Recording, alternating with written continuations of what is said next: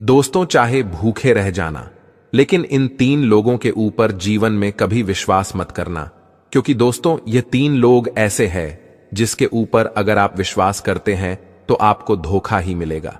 दोस्तों, अगर आप जानना चाहते हैं कि वह तीन लोग कौन है जिसके ऊपर विश्वास करने पर आपको धोखा मिलता है, दोस्तों हम आपको एक सच्ची कहानी के माध्यम से बताने का पूरा प्रयास करेंगे कि वह तीन लोग कौन हैं जिसके ऊपर विश्वास करने पर आपको धोखा मिलता है।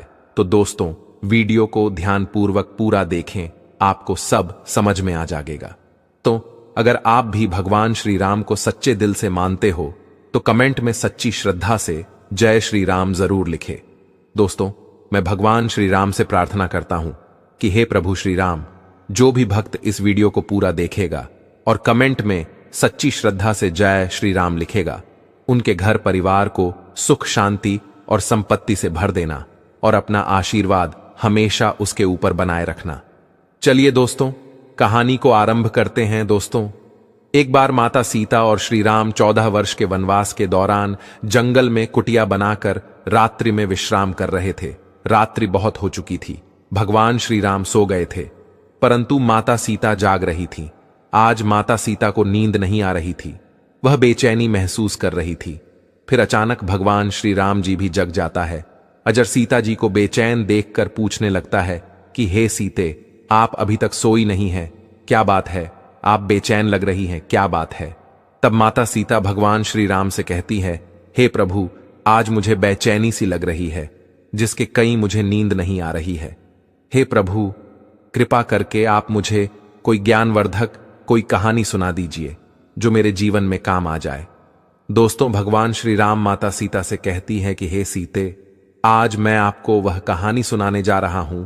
बहुत ही महत्वपूर्ण बात मैं आज तुम्हें इस कहानी के माध्यम से बताता हूं, और जो भी मनुष्य मेरी यह कहानी सुन लेगा वह कभी अपने जीवन में धोखा नहीं खा सकता और कभी पराजित नहीं हो सकता। इसलिए तुम इस कहानी को ध्यानपूर्वक पूरा सुनना। फिर माता सीता श्री राम से कहती है कि हे प्रभु, आप कहानी सुनाना प्रारंभ करिए, मैं पूरे ध्यानपूर्वक कहानी को पूरा सुनूंगी। दोस्तों, तब भगवान श्री राम माता सीता को कहानी सुनना प्रारंभ करता है और कहता है कि हे सीते, प्राचीन समय की बात है। किसी नगर में एक राजा राज्य करता था। वह राजा बड़ा ही बलवान योद्धा था। उस राजा के बल और शौर्य की बातें दूर दूर तक होती थीं। उस बलवान राजा के 4 पुत्र थे और राजा के चारों राजकुमार दिखने में बहुत ही सुंदर थे और अपने पिता की ही तरह बहुत बलवान थे। सभी गुणों की शिक्षा लेते लेते वह चारों राजकुमार धीरे धीरे जवान होते गए।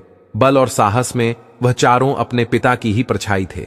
कई बार उन्होंने अपने पिता के साथ युद्ध लड़ा और युद्ध में जीत भी हासिल किया, जिसके कारण उन्हें अपने बल पर बहुत घमंड भी था।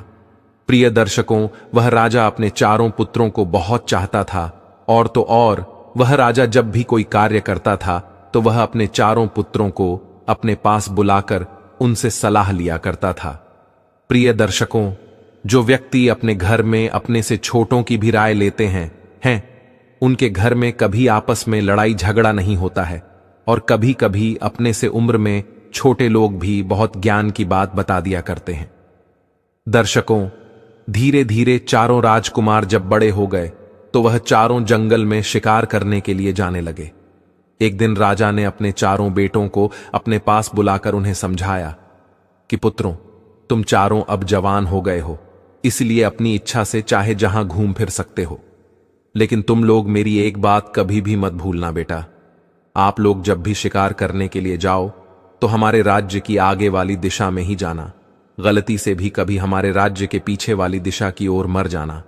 अगर पुत्रों, आप लोग कभी भी भूलवश भी राज्य के पीछे की दिशा की ओर चले गए तो आप लोग बहुत बड़े संकट में से गिर जाओगे। प्रिय दर्शकों, भगवान श्री राम माता सीता से आगे कहता है कि हे सीते, राजा के चारों पुत्रों ने अपने पिता की बात को बड़े ध्यानपूर्वक सुना और राज्य के पीछे न जाने का वचन दिया कि पिताजी, हम आपकी यह बात हमेशा याद रखेंगे। हम भूल से भी कभी राज्य के पीछे वाली दिशा में शिकार करने के लिए नहीं जाएंगे। प्रिय दर्शकों, भगवान श्री राम माता सीता से आगे कहता है कि हे सीते, अब अगला दिन होता है और हर दिन की तरह जब वह चारों राजकुमार अपने घोड़ों पर सवार होकर अपने पिता के आदेश के अनुसार राज्य के आगे वाली दिशाओं में शिकार करने के लिए जाने लगे और वह चारों राजकुमार अब राज्य के पीछे वाली दिशा की ओर शिकार करने के लिए नहीं जाते थे। इसी प्रकार आगे की तीनों दिशाओं में कई दिनों तक वह चारों शिकार करते रहे। प्रिय दर्शकों, एक दिन की बात है, राजा के चारों राजकुमार जब शिकार करने के लिए जंगल में गए तो पूरे दिन तो वह शिकार को ढूंढते रहे, लेकिन उन्हें कहीं कोई शिकार नहीं मिला। अब शिकार ढूंढते ढूंढते शाम हो जाती है तो वह चारों राजकुमार अपने महल में लौटने लगते हैं। पूरे दिन परिश्रम करने पर भी उन्हें कोई शिकार नहीं मिला था। अब वह चारों इस बात से बड़े दुखी थे। सुबह से धूप में शिकार को ढूंढते ढूंढते चारों राजकुमार अब बहुत थक चुके थे। भूख प्यास के कारण उनकी हालत और भी ज्यादा खराब थी। वह चारों राजकुमार प्यास और थकान के कारण एक घने पेड़ के नीचे बैठकर कुछ विश्राम करने लगते हैं। चारों राजकुमार जब विश्राम कर रहे थे तो उसी समय सबसे छोटा राजकुमार, जो स्वभाव से कुछ चंचल था, उसने अपने बड़े भाई से कहा कि बड़े भैया, एक बात मुझे बहुत परेशान कर रही है कि हमारे पिताजी ने हमें राज्य के आगे वाली दिशाओं में शिकार करने का मना नहीं किया है, तो फिर पिताजी ने हमें राज्य के पीछे वाली दिशा में शिकार करने के लिए जाने से मना क्यों किया है? आखिर क्या बात हो सकती है? पिताजी ने ऐसा क्यों कहा है? हो ना हो, इसके पीछे कोई बड़ी बात ही होगी। हमें तो लगता है कि हमारे पिताजी ने राज्य के आगे वाले सभी राजाओं को तो पराजित कर दिया होगा, लेकिन पिताजी राज्य के पीछे वाले राजा से युद्ध में जरूर हार गए होंगे, इसीलिए उन्होंने हमें राज्य के पीछे जाने के लिए मना किया है। तब बड़ा राजकुमार कहने लगा, नहीं भाई, ऐसा कदापि नहीं हो सकता। तो छोटा राजकुमार कहने लगा, भैया, मुझे तो कुछ ऐसा ही लगता है कि हमारे पिता राज्य के पीछे वाले राजा से युद्ध में हार गए हैं और उसी राजा के डर की वजह से पिताजी ने हम लोगों से मना किया है कि हम राज्य के पीछे शिकार करने न जाएं। मेरा तो मानना है कि कल सुबह हमें राज्य के पीछे वाली दिशा में चलकर देखना चाहिए और इस बात का पता लगाना चाहिए। वैसे भी हम चारों राजकुमार बलवान भी हैं और महान योद्धा भी हैं।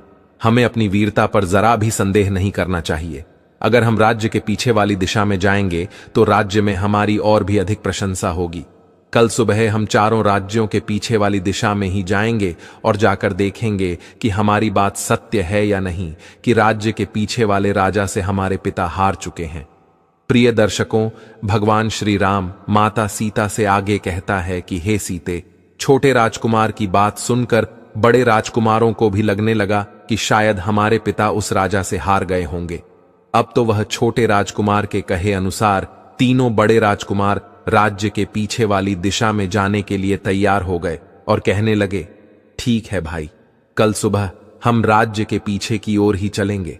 अब यह तय करके वह चारों राजकुमार अपने महल में चले आते हैं और भोजन करके अपने कक्ष में जाकर आराम करने लगते हैं। इधर जब अगला दिन होता है, सुबह नींद से जागकर चारों राजकुमार अपने अपने घोड़ों पर बैठकर शिकार करने के लिए चल पड़ते हैं और जाते जाते उन्होंने अपने पिता से कहा, पिताजी, आज शिकार करने के लिए दूर से हमारे मित्र भी आ रहे हैं।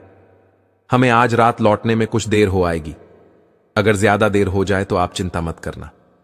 राजा ने कहा, मेरे बलवान बेटों, आपकी जैसी इच्छा, हमें आप चारों की वीरता पर पूरा विश्वास है। फिर भी आप महल में जल्दी लौटने का प्रयास करना। प्रिय दर्शकों, भगवान श्री राम माता सीता से आगे कहता है कि हे सीते, अपने पिता से इतना कहकर वह चारों पुत्र शिकार करने के लिए निकल पड़ते हैं। आज वह चारों राज्य के आगे न जाकर राज्य के पीछे वाली दिशा में चल दिए और कुछ देर चलने के बाद वह अपने राज्य की सीमा से बाहर निकल गए। सीमा पार करके चारों राजकुमार चोरों ने अपने राजसी घोड़े तो वहीं छोड़ दिए और वह अपना भेष बदलकर आगे के लिए चलने लगे। चारों राजकुमार पैदल पैदल चलते हुए जंगल के मार्ग से चलते जा रहे थे।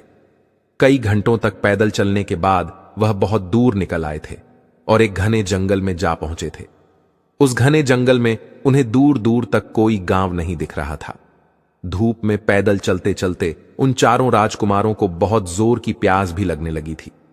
अब चारों राजकुमारों एक छायादार पेड़ के पास में बैठकर आराम करने लगते हैं। उनकी प्यास अब बढ़ती ही जा रही थी और इधर धीरे धीरे सूरज ढल चुका था। जंगल में बहुत अंधेरा हो गया था। तभी छोटा राजकुमार उस पेड़ पर ऊपर चढ़कर बैठ जाता है तो छोटे राजकुमार को उस जंगल में कुछ दूरी पर एक घर दिखाई देता है। कुछ दूरी पर एक कच्चा घर बना हुआ था और उस घर के बाहर आग भी जल रही थी। छोटे राजकुमार को घर दिखाई दे रहा था और उसके पास में जलती हुई आग भी उसे दिख रही थी। यह देखकर छोटा राजकुमार पेड़ से नीचे उतरता है और कहता है, बड़े भैया, आप चिंता मत करो, आपकी प्यास बुझने वाली है, मैंने देख लिया है। तब तीनों बड़े राजकुमारों ने पूछा, क्या हुआ भाई, तुमने ऐसा क्या देख लिया है जो इतना खुश हो रहे हो? तब छोटा राजकुमार कहता है, बड़े भैया, मैंने देखा है कि यहां से कुछ दूरी पर एक कच्चा घर है और वहां पर आग भी जल रही है। अगर हम चारों उस घर तक पहुंच जाएं तो वहां हमें पानी जरूर मिल सकता है। प्रिय दर्शकों, भगवान श्री राम माता सीता से आगे कहता है कि हे सीते।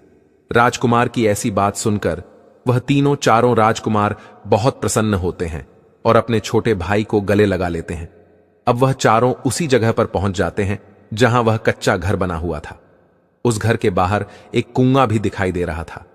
कुआं को देखकर चारों भाई खुशी से उछलने लगते हैं कि अब तो हम खूब सारा पानी पिएंगे।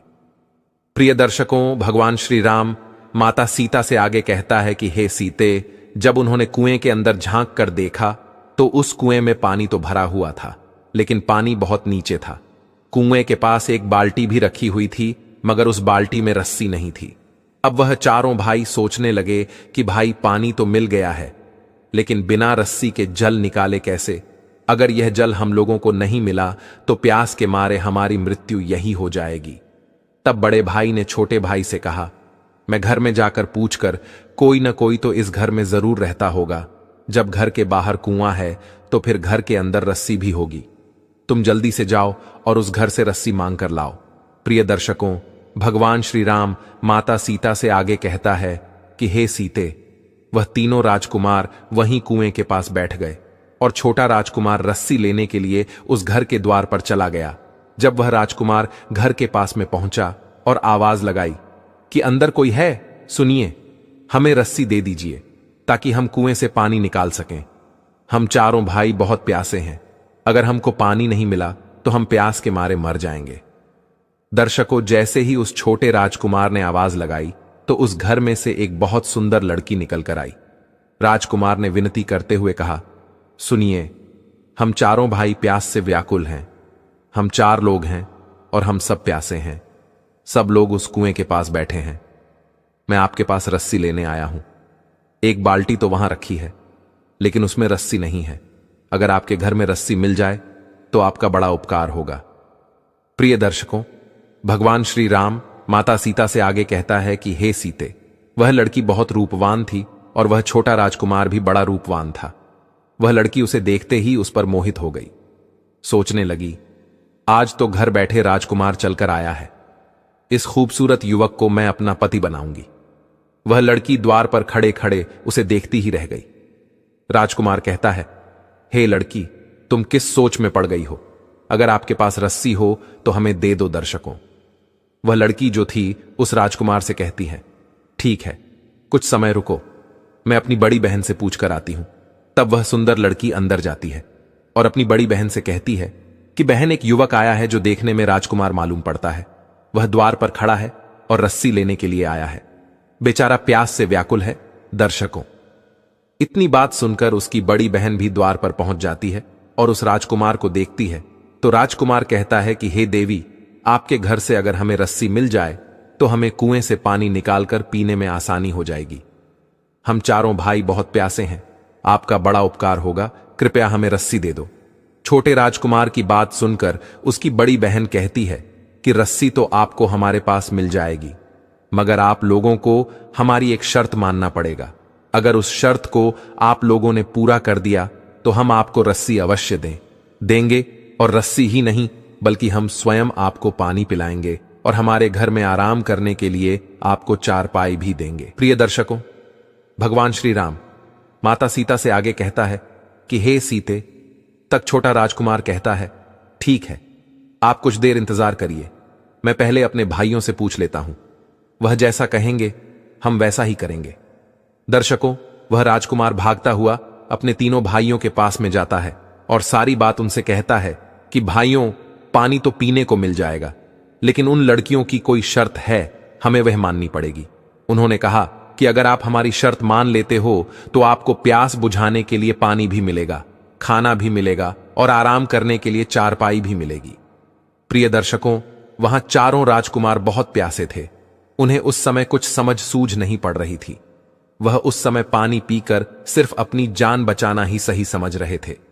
बड़े राजकुमार ने कहा, ठीक है भाई, हमें पानी पीने को मिल जाए, हम उसकी कोई भी शर्त मानने को तैयार हैं।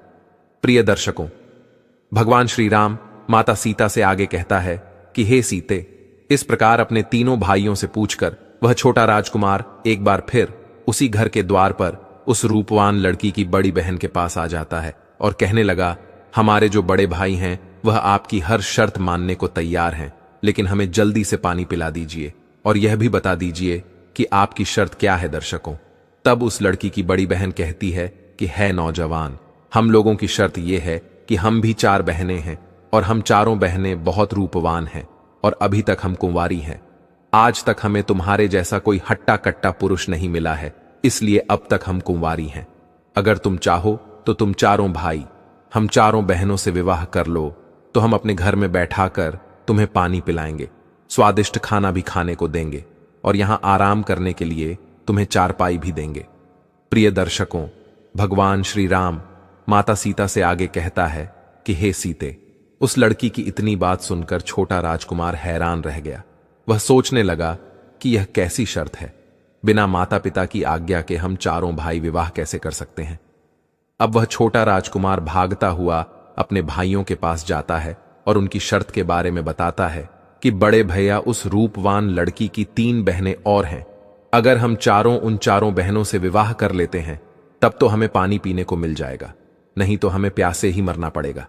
इस लड़की ने कहा है कि अगर हम उसकी बात मान लेंगे तो हमें पीने के लिए पानी भी मिलेगा, खाने के लिए स्वादिष्ट खाना भी मिलेगा का और आराम करने के लिए चारपाई भी मिलेगी, और यदि उनकी शर्त नहीं मानी तो पानी क्या, यहां हमें बैठने को भी नहीं मिलेगा। दर्शकों, तब एक राजकुमार ने कहा कि भैया, हम उनसे विवाह कैसे कर सकते हैं? अगर हम उनसे विवाह कर लेंगे तो हमारे पिताजी नाराज हो जाएंगे। पिता के मान सम्मान का हमारे पिता तो हमारा विवाह बड़े बड़े राजाओं की राजकुमारियों से कराना चाहते हैं। तब बड़ा राजकुमार कहने लगा, सुनो भाइयों, अगर हम जीवित बच पाएंगे तभी तो हमारे पिता हम लोगों का विवाह कर पाएंगे। अगर आप लोग यह भूल गए हैं कि अगर हम लोगों को जल्दी से पानी नहीं मिला तो हम वैसे भी मर जाएंगे। अब जो होगा देखा जाएगा।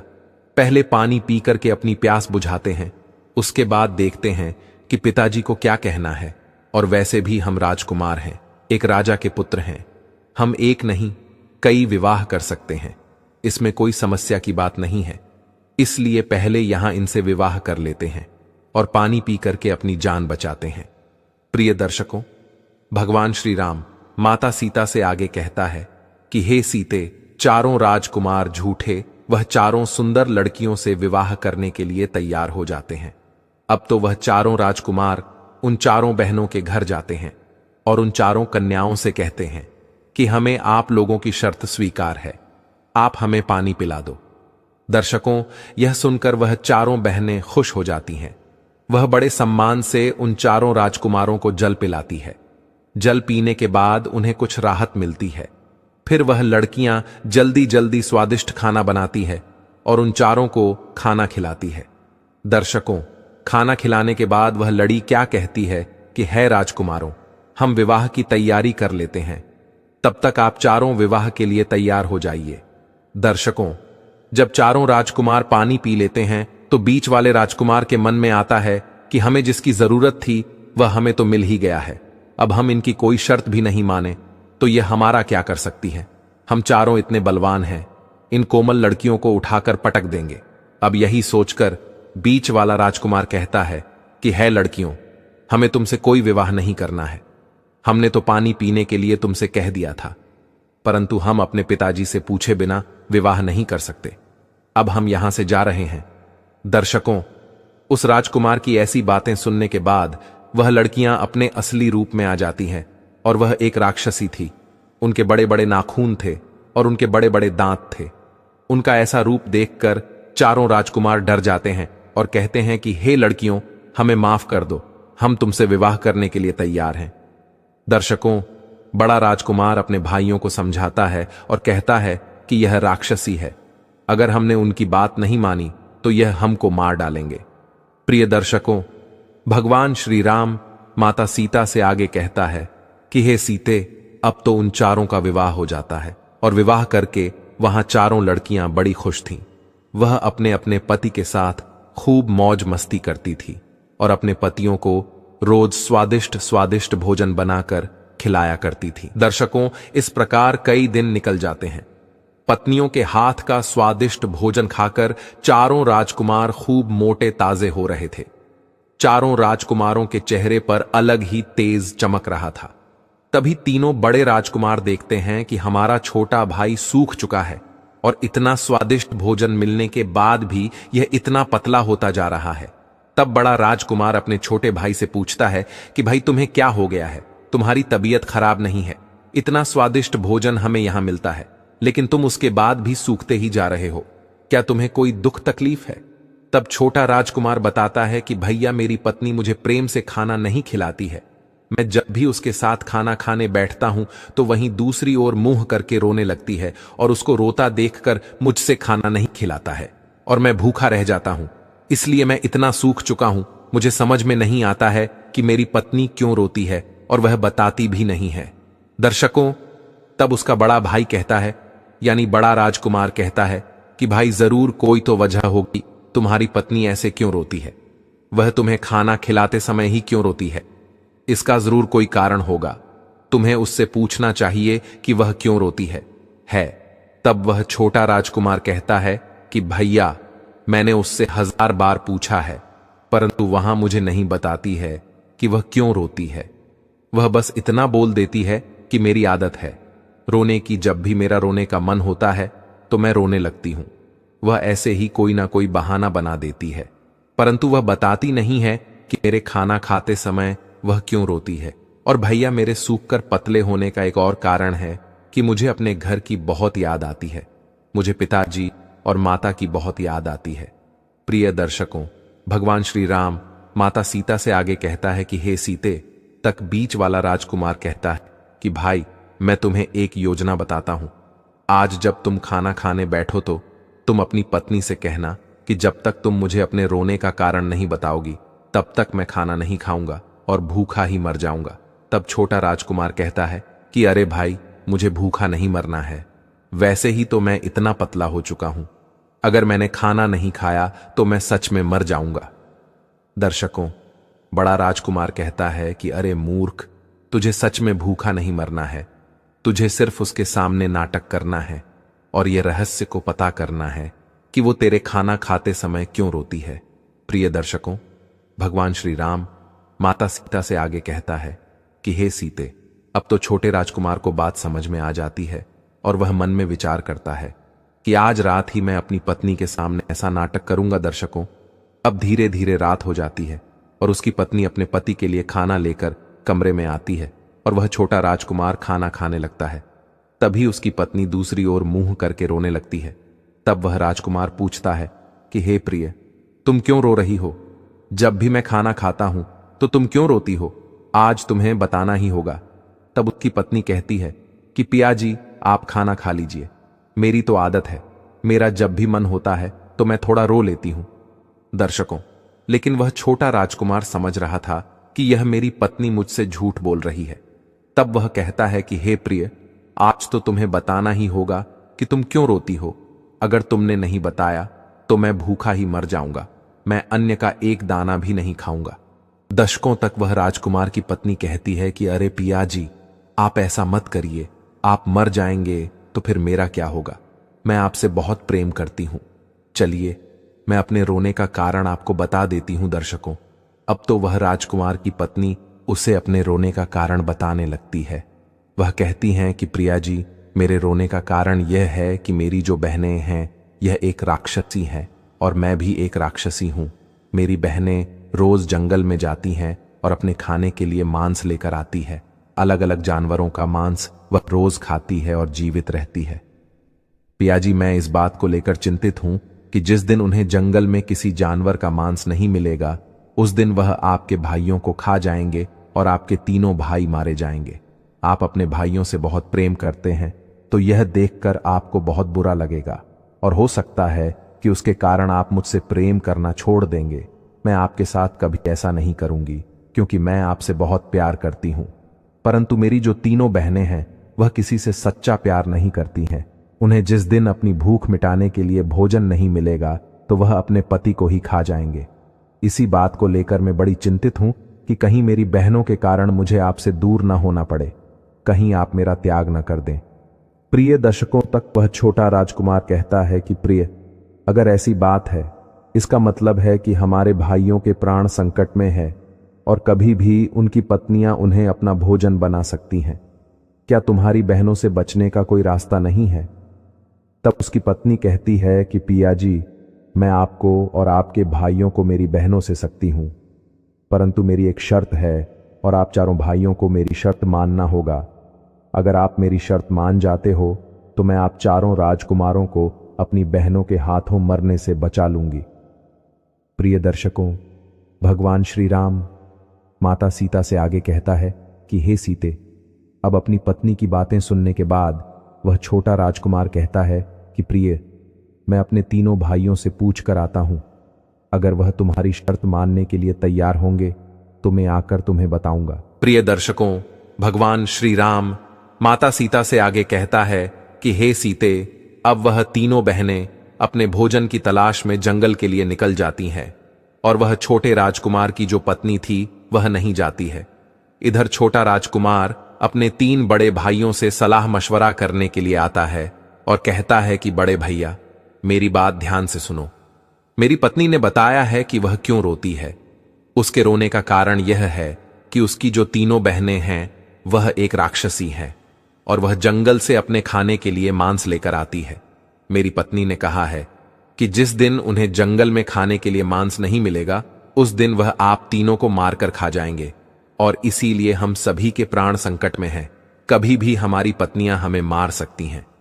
दशकों तक वह बड़ा राजकुमार कहता है कि भाई, इस संकट से बचने का कोई रास्ता जरूर होगा। तुम अपनी पत्नी से पूछो कि क्या हम इन राक्षसों से बचकर भाग सकते हैं।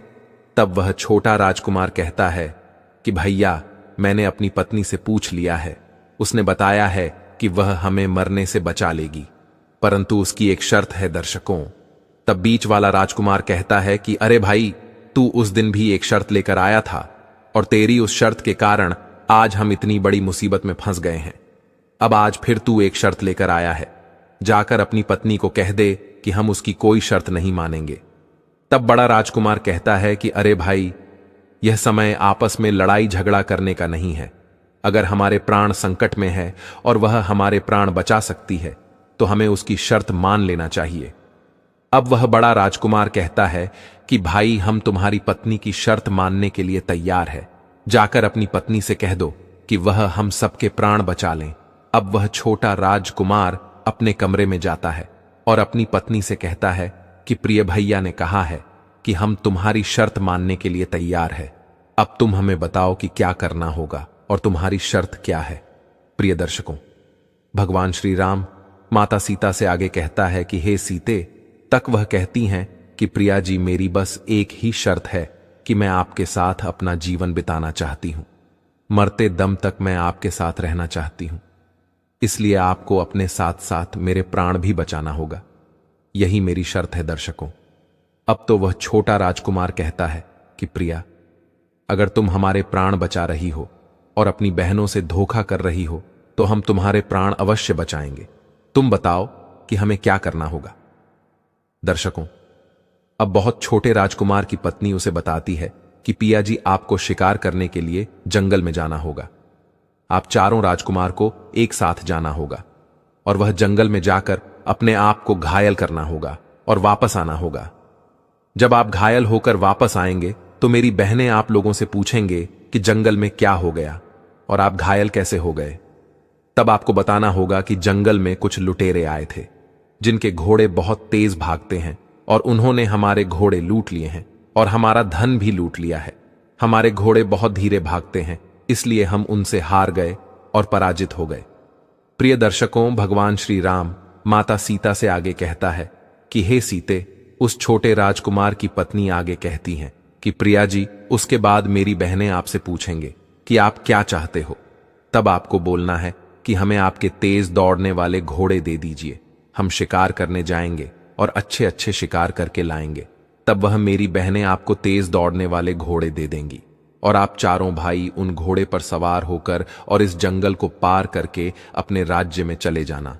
अगर एक बार आप इस जंगल को पार करके और जंगल की सीमा से अपने राज्य में पहुंच गए तो मेरी बहनों की शक्ति काम नहीं करेगी, क्योंकि हमारी शक्ति सिर्फ इस जंगल में ही काम करती है और जंगल की सीमा के बाहर हमारी कोई शक्ति काम नहीं करती है। अगर आप में एक बार इस जंगल को पार कर लिया तो मेरी बहन आपका कुछ नहीं बिगाड़ पाएंगे और आपके प्राण बच जाएंगे। प्रिय दर्शकों, भगवान श्री राम माता सीता से आगे कहता है कि हे सीते, अब तो छोटे राजकुमार को अपनी पत्नी की बात समझ में आ गई थी।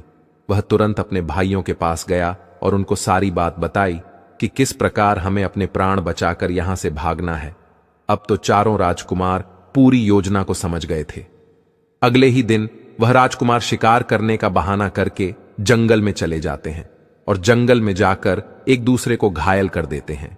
प्रिय दर्शकों, एक दूसरे को घायल करने के बाद वह चारों राजकुमार वापस घर पर आ जाते हैं और घर आकर जब उनकी पत्नियां देखती हैं कि हमारे पति बहुत घायल हैं और रक्त बह रहा है, तो वह पूछती है कि आपकी ऐसी हालत किसने खड़ी है? इस जंगल में ऐसी किसकी हिम्मत है जो हमारे पति के साथ ऐसा किया है?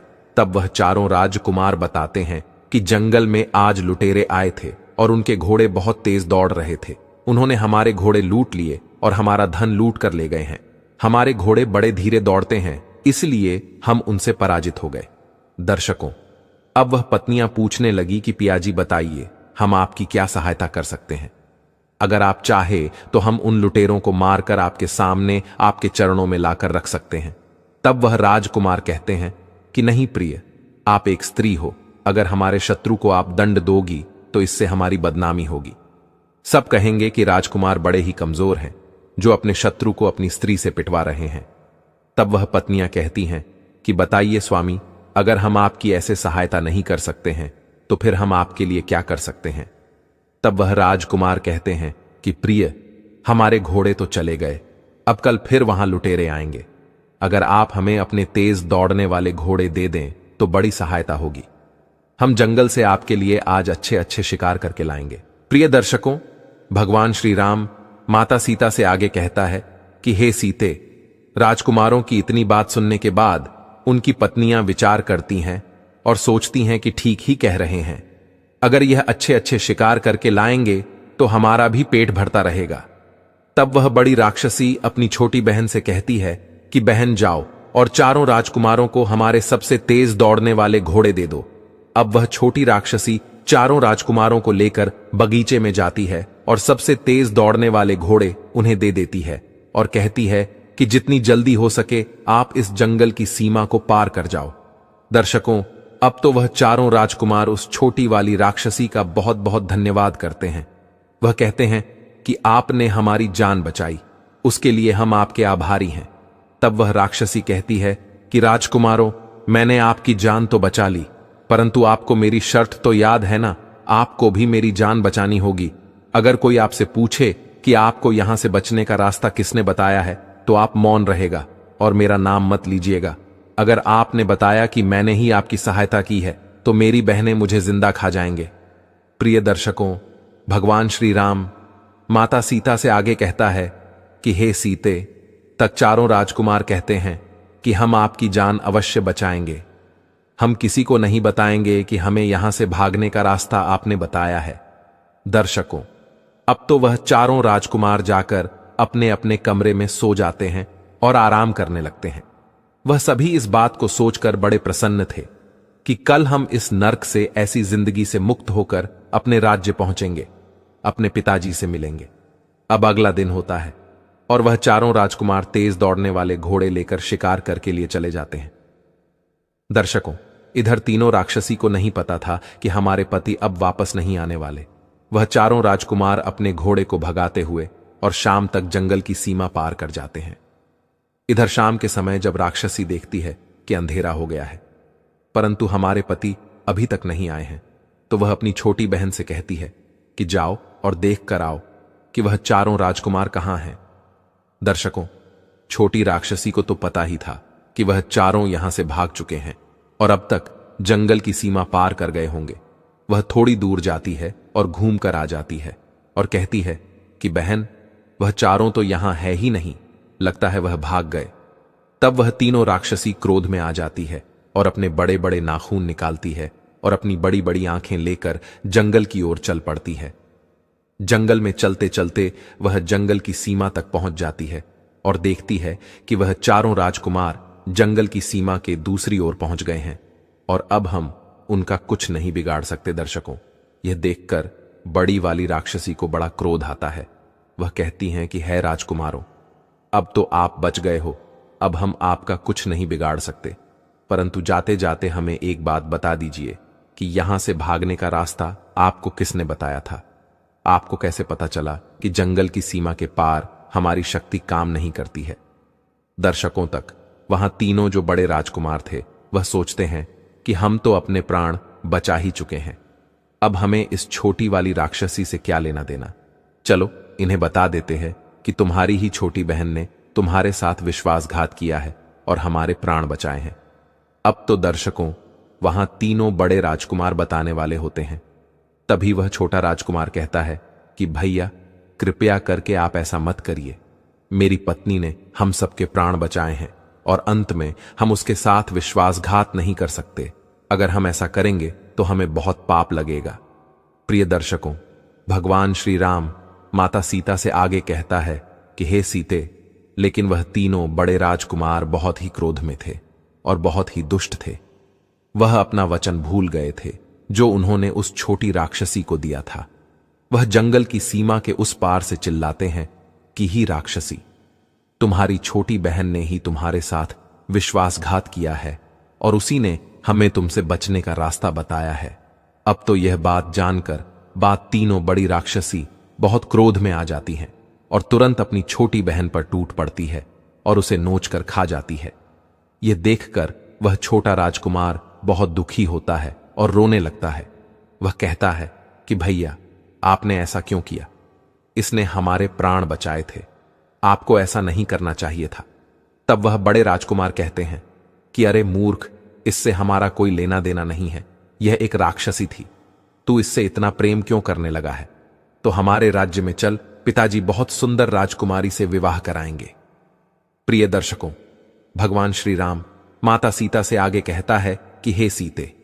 इतना कहकर वह तीनों राजकुमार अपने राजमहल के लिए चल देते हैं और इधर वहां तीनों राक्षसी भी अपनी छोटी बहन को मारकर उसकी हड्डियों को फेंककर और अपने घर वापस लौट जाती है। राक्षसों को वापस लौटा देकर वह छोटा राजकुमार जंगल की सीमा पार करके अपनी पत्नी के पास जाता है और उसकी हड्डियों को पकड़कर रोने लगता है।